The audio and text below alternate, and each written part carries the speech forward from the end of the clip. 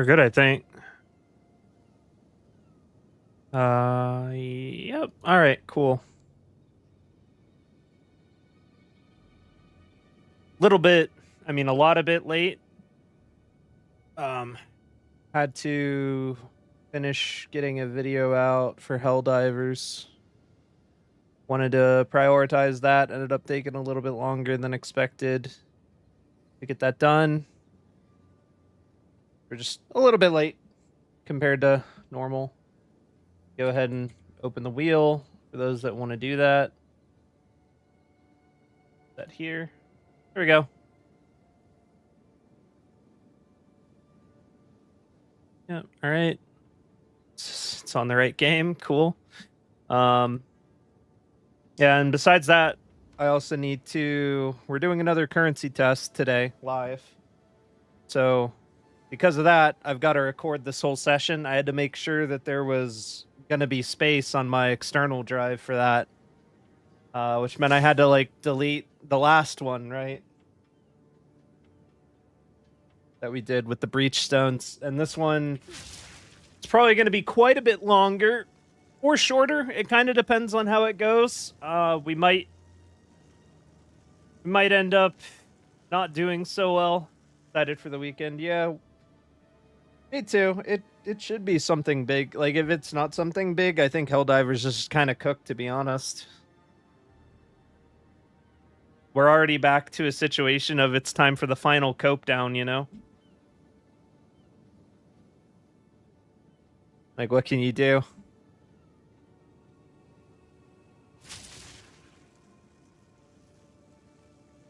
We're already down to another final cope down.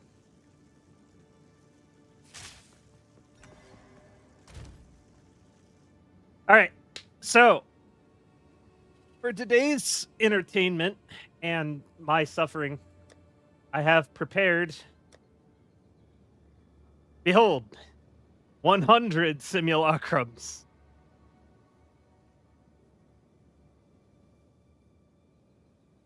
And we are going to run all of these.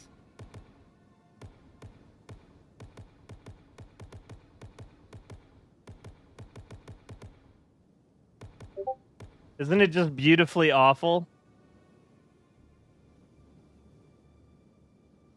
Been pinged again.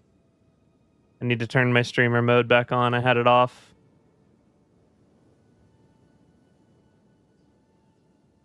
All right, there we go. Streamer mode back on.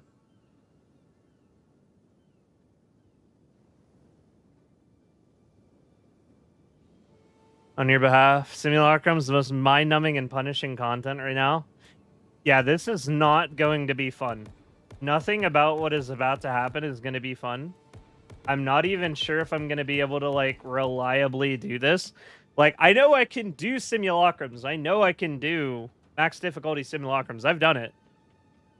But 100 of them? Bro. This is going to be... This is gonna suck. I spent 70 div on audiences today and only got 1 belt and 1 jewel. That's actually awful, man. I'm sorry for your loss. Yeah, we're gonna do... I guess we're doing this.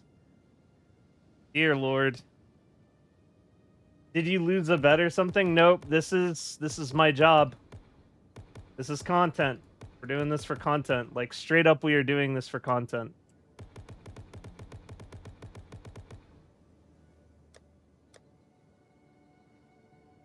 You see the name of the tab? That is why we're doing this.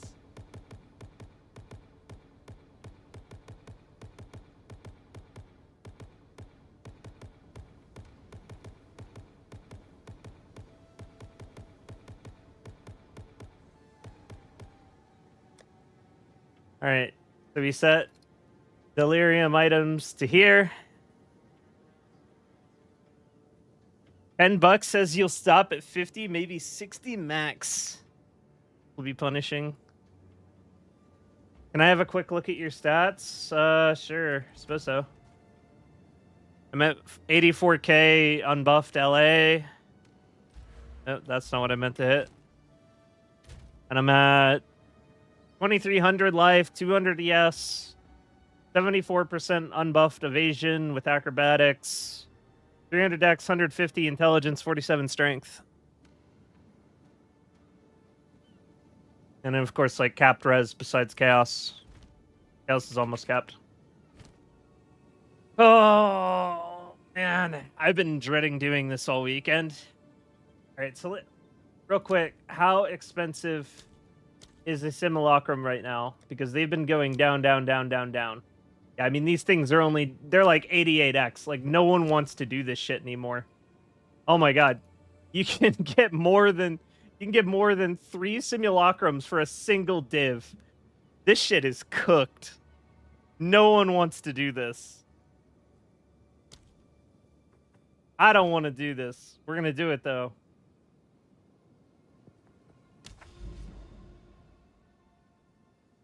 By the time we're done with this, I'm going to be hearing the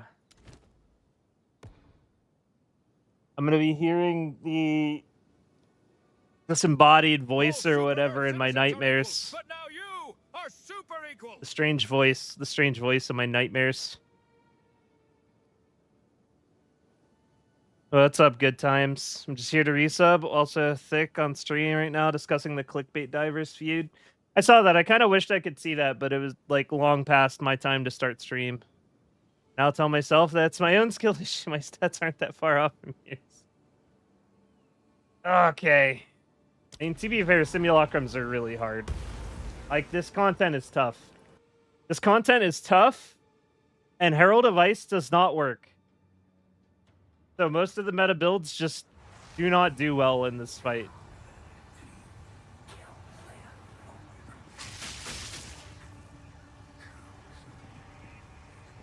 Okay.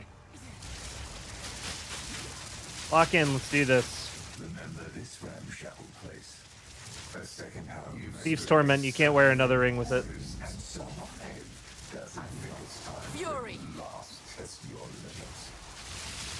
Quick and lethal.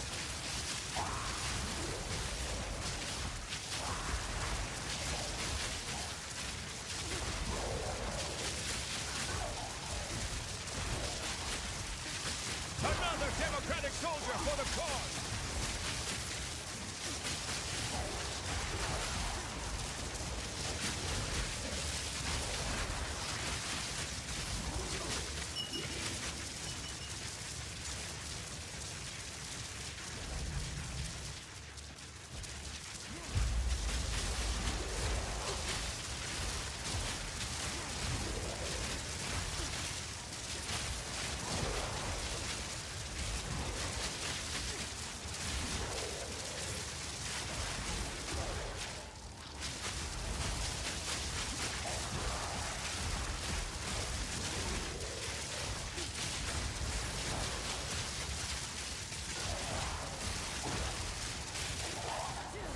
I need more mana.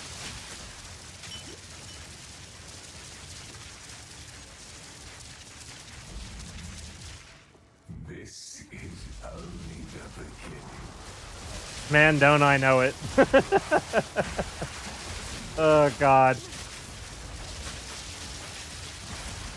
Really gonna hit me with it. This is only the beginning.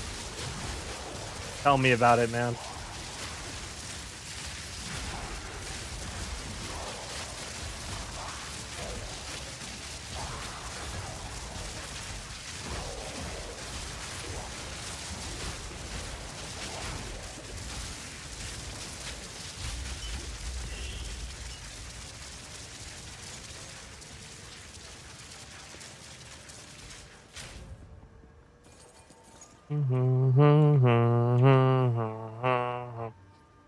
Simulacrums are cheap because more and more people caught on how to farm splinters really easily after the patch, and the fact that no one wants to run them.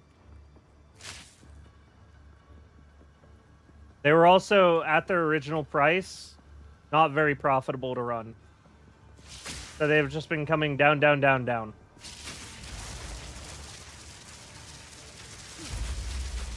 Like, when I bought these 100, they were 2.5 to 1.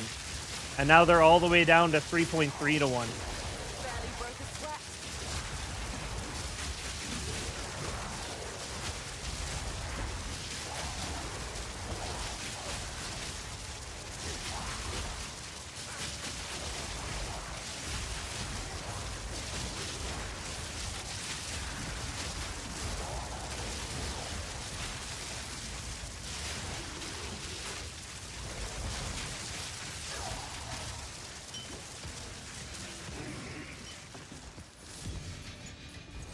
quite nice.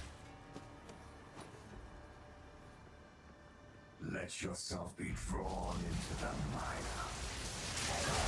I understand how to pilot my build now. Literally just spam rods. Yeah, in this kind of situation where you're just trying to hold them off, like, you just need your not your voltaic, you need your Orb of Storms down at all times, and you need a wall of rods protecting you. Like, even the boss spawns, he just jumps in the rods and he dies.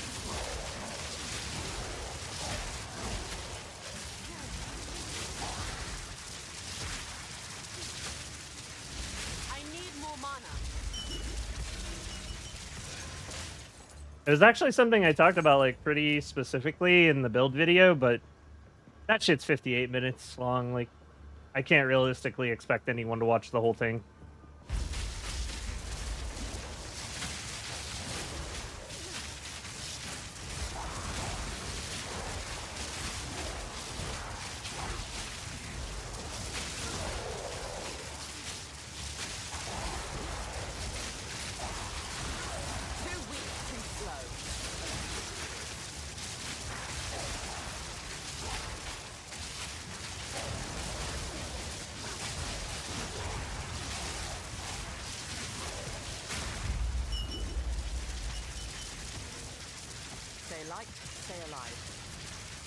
Hits from Rod proc the ring for sustaining mana? Yes, yes it does.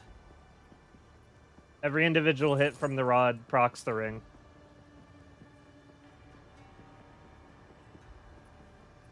Are you trying to cleanse yourself of me? Fury!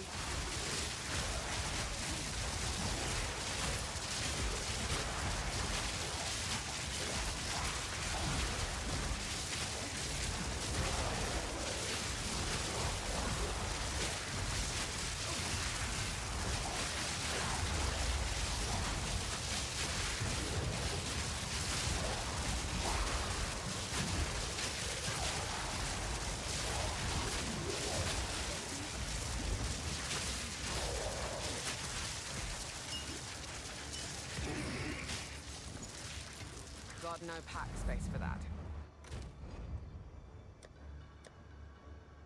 I'm not really gonna, like, have enough space for this, I don't think.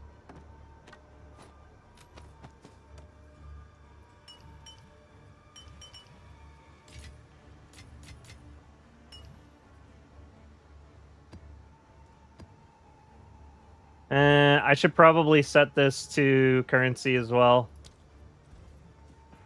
The stuff doesn't get lost. Yeah, I'm probably not gonna have, like, enough space actually for all this stuff.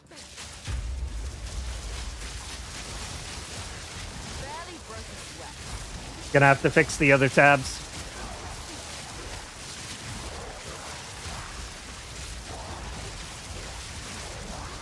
Lost my Wind Dancer. Ocean running.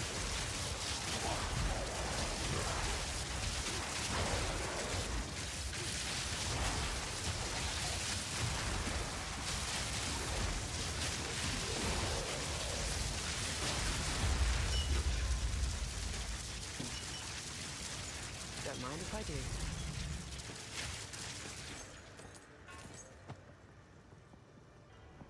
I also wish I took the time to, like, change my filter a bit for this. You were watching a VOD, refreshed, and got really confused. Hey, welcome.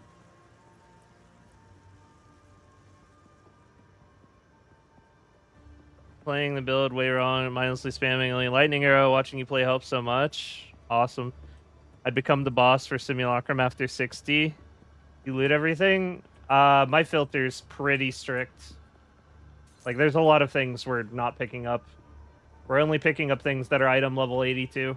You can't get and only things that are on good bases. Fury!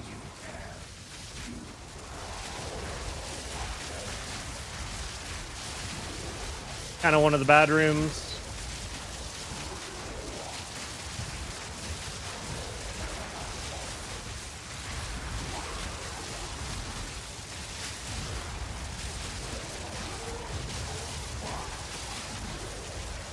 Another democratic soldier for the cause.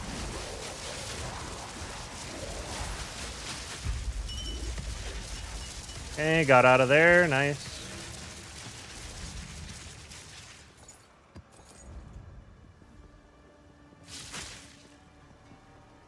This is the worst room. The dreamland and the dreamer will pass into the next world.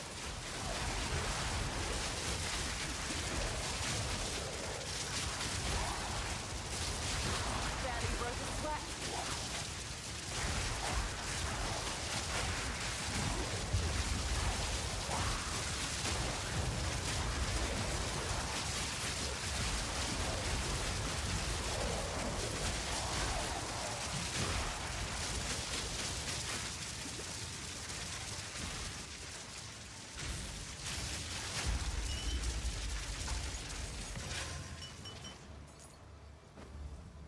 Not gloves. Shouldn't be picking up gloves.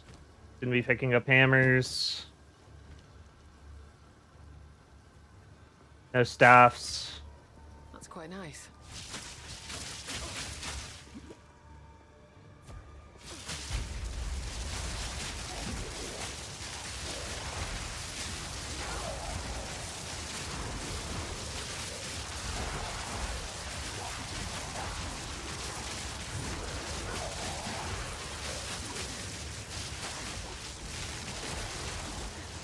Storm point.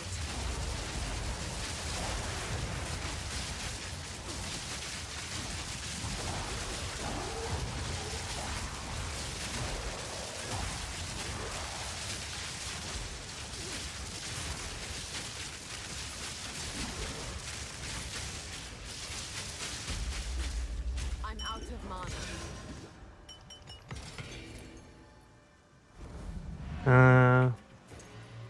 Do not need dowsing charms. Not sure what that's doing in my filter. Need to fix that too.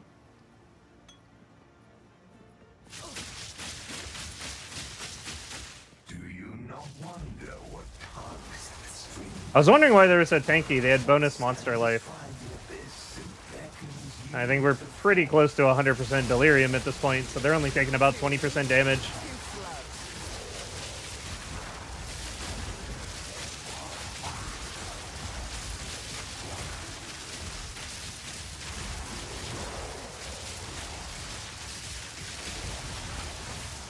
Take this!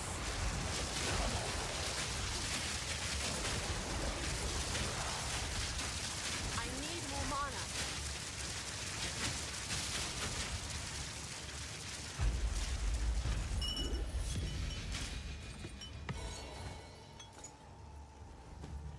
Rather not break my back.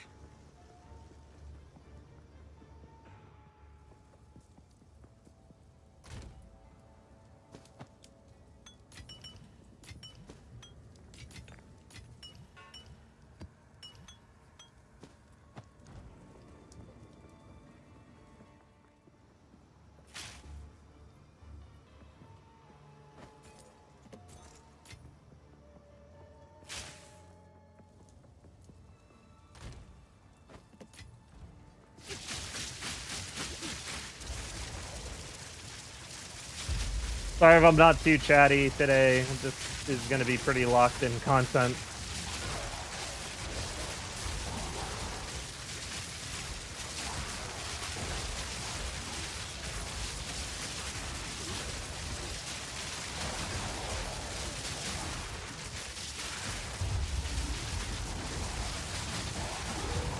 Storming arrow!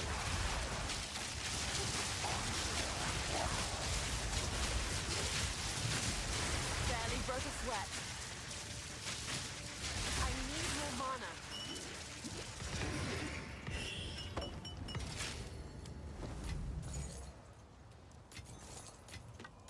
Now this will come in handy.